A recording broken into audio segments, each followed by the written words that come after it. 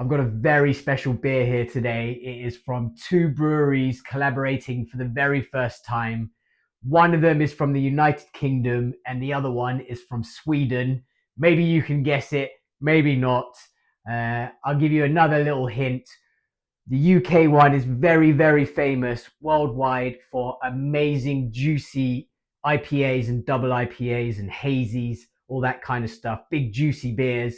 And the other one in Sweden is also famous for hazy beers, but very, very famous for its pastry stouts, but very, very famous for its pastry stouts and its fruited beers, as well as the hazies. You probably guessed it by now. Yes, it is Verdant and Omnipollo, two of my favorite breweries in the world. Like many other people, they make absolutely fantastic beer. Verdant are well known for their beautifully pillowy, velvety mouthfeel on their hazy beers. They just nail it. They have a house yeast called Verdant, which is available for home brewers, and it produces a beautiful kind of soft, apricotty, juicy, hazy beer. Omnipollo started in that famous church and by a brewer named Henok, Ethiopian Swedish guy. They made some very, very amazing pastry stouts, and they've done fantastic collaborations with many breweries around the world. Most recently with Budvar, with their triple SARS. But this is the first time that these two breweries have been working together, and I'm very intrigued as to how this is going to go, because I think you're getting the perfect marriage for something quite unique and a little bit crazy. So you have Verdant, with their famous house yeast, their beautiful water profile, their expertise in producing that kind of creamy, soft, pillowy, juicy mouthfeel that goes hand in hand with their hazy IPAs. And then you have Omnipollo. They love experimenting with all sorts of adjuncts. Whenever you see Omnipollo posting a new beer, you're like, oh, what crazy scheme are they up to now? They're throwing in whatever coffee bean and vanilla and all that kind of stuff into their pastry stouts, and or adding in raspberry or even some fruited cereal or whatever they've got cooking. So very exciting that these two have come together. And so this one is called Create Dangerously, which I think is a very apt name. It's called Double IPA with Passionfruit. It's 8% volume, so it's going to be a very, very big beer, probably quite thick, and with Passionfruit. So I imagine they've added Passionfruit juice to it.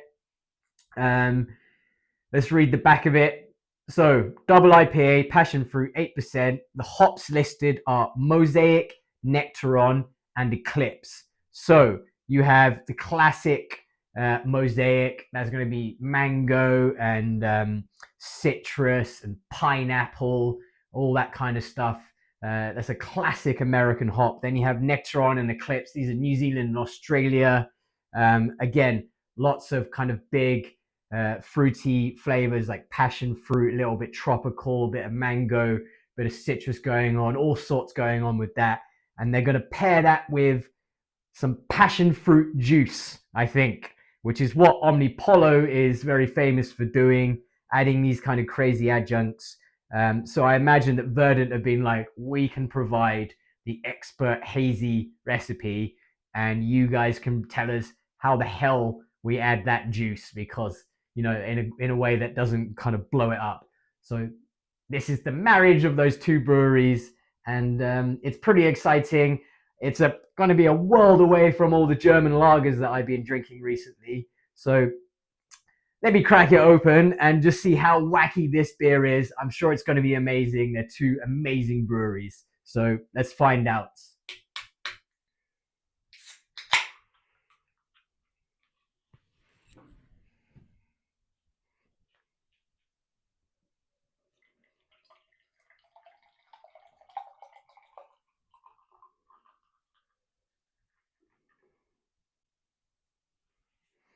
Wow.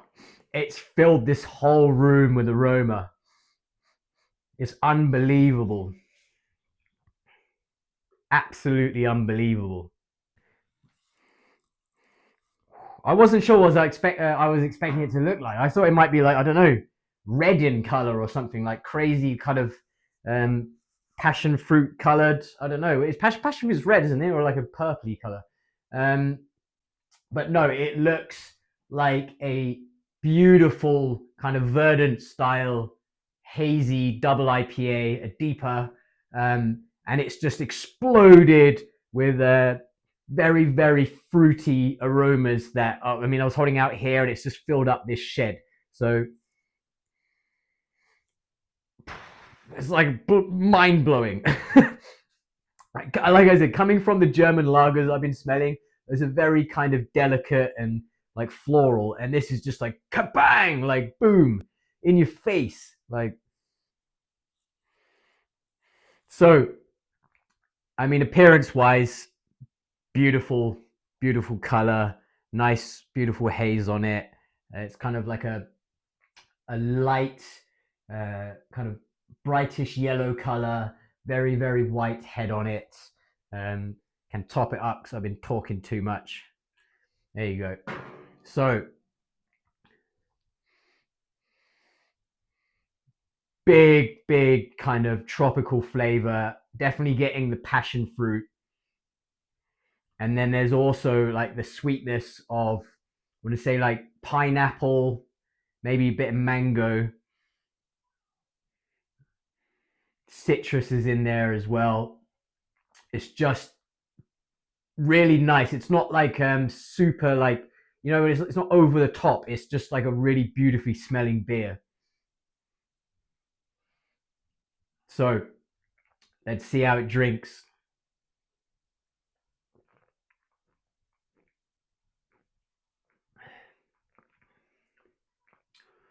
Woo! Yeah, that's a double IPA. Wow, my head is just scrambled.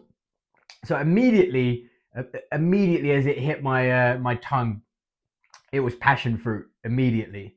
But it wasn't like too much. You know, when you pick up a beer and it says on the can we've added a juice to it or whatever, like passion fruit is it a juice? I don't know. It's a bit watery. Um, you imagine it's going to be over the top and like, you know, some of them can be done really badly and you're just like, oh, this is way too much. This is more like uh, it's almost like they haven't added passion fruit, and maybe they haven't. Let me bloody read it. Um, with passion fruit. So I don't know. I need to bloody read up on it. But it drinks like they're getting the passion fruit, maybe not from adding passion fruit juice, and it's more blended in with the beer. But that might just be because Omnipollo are so expert at adding adjuncts to beers that they've just achieved that, and that's really what you really hope to go, you know, to land when you're adding these kind of adjuncts to a beer, that they don't kind of stand out as like a separate thing that's kind of in a beer. It really just blends into the beer and really adds to the beer and it balances with everything else going on. And that's what I'm getting. And it's like it is a hit of passion fruit up front, but it's not severe and it is kind of blending into the rest of the beer.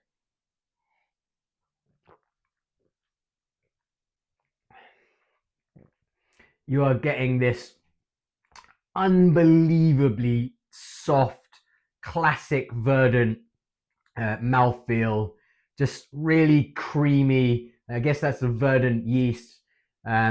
Really creamy, pillowy, just really lays out this soft undertone with a bit of sweetness, um, and really, really, really juicy. And it's just that kind of creamy maltness that allows that juice to shine, without it being kind of too sweet or too kind of juice astringent or any of that kind of stuff going on. It is just a beautifully kind of soft and like fruity and juicy mouthfeel without going too far in any direction. And that's kind of the signature of Verdant. And the passion fruit is just like wow. And then it's mixing together with the pineapple and the citrus and the mango and all sorts going on.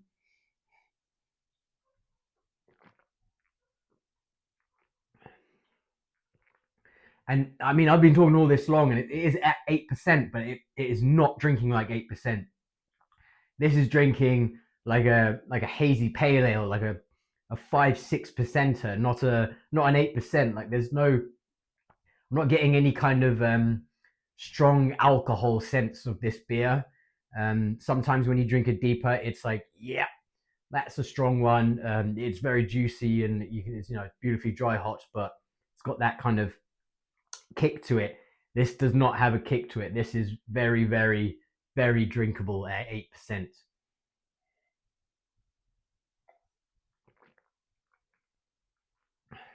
Wow, they've absolutely nailed it between the two breweries.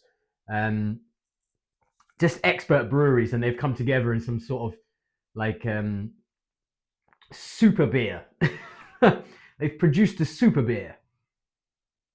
It's almost fruit smoothie esque if you could somehow take a fruit smoothie and reduce the sweetness down to just like a mellow sweetness. That's what I imagine a fruit smoothie mellowed out would taste like, and that's this. And yeah, I think that's how, Omnipollo are kind of experts at adding kind of fruit adjuncts and not having it over the top and overly powerful or too sweet or impacting on the beer, and it's more kind of a blended into the beer kind of adjunct addition, and that just works so bloody well with the Verdant style of pillowy creaminess in their kind of juicy beers.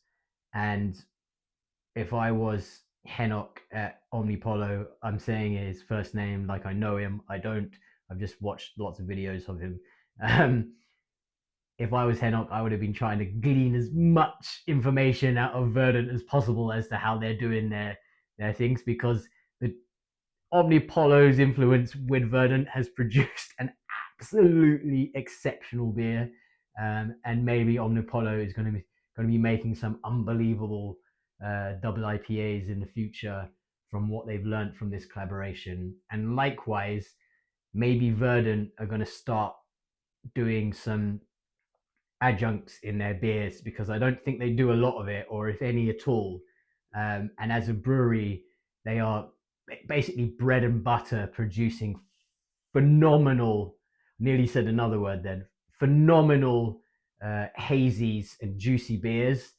And maybe they want to start adding some seasonals or something of adjuncts, and that would be very, very interesting to see the two breweries learning and taking from this collaboration and what they start producing in the future. That's very exciting to me, and it would all kind of go back to this beer. This would be like the birth of those two breweries, you know, doing some new things on each of their sides and producing some very, very special beers. And this is the first of that. So yeah, really, really impressed with this collaboration. So if you see this anywhere, I got this from the Malt Miller. I think they still have some in stock. So if you're in the UK, you can find it at the Malt Miller. I'm sure Omnipollo in Sweden have a bunch, and Verdant maybe. So create dangerously double IPA with passion fruit, absolute banger of a beer, a pure gulper, which is extremely dangerous because it's at 8%, and I could gulp all of this in one. It's that tasty. So cheers to Verdant, cheers to Omnipollo, cheers to juicy beers with fruit adjuncts.